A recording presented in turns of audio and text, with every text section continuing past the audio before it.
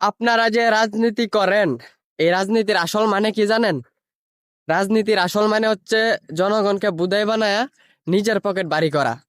যেমন উদাহরণস্বরূপ, বাংলাদেশে যখনকার জুলাই আন্দোলনে ফেসিবাদ দূর করছে, তখনকার কিন্তু অনেকেই ভাই হারাইছে, বোন হারাইছে, হাত পা, মানে অনেকের অনেক ক্ষতিগ্রস্ত হয়েছে।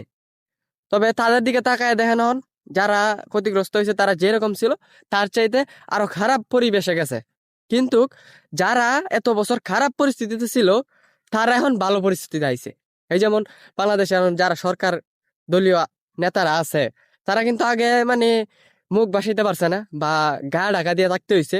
আর আজকে দেখেন তারাই রাজপথে মঞ্চে দাঁড়ায়া হুঙ্কার তুলতেছে। কিন্তু আপনি আমি যারা ক্ষয়ক্ষতি হয়েছে তারা কিন্তু এইভাবে পড়ে রয়েছে। এটা একটু মাথাটা বা একটু খাড়ান, একটু চিন্তা করে দেখেন যে নেতারা, যে নেতা, বড় বড় নেতারা যারা আছে তাদের ফ্যামিলি যে বিদেশে বাইরে তাহে, আপনার লাভ কি? মানে আপনার নিজের স্বার্থটা কি? নিজের কোনো স্বার্থ আছে কিনা এটা একটু খুঁজ লইয়া দেখেন। এরপরে রাজনীতি করেন, এরপরে মারে নাই মা নিজের জীবনটা দিয়েন। ঠিক আছে?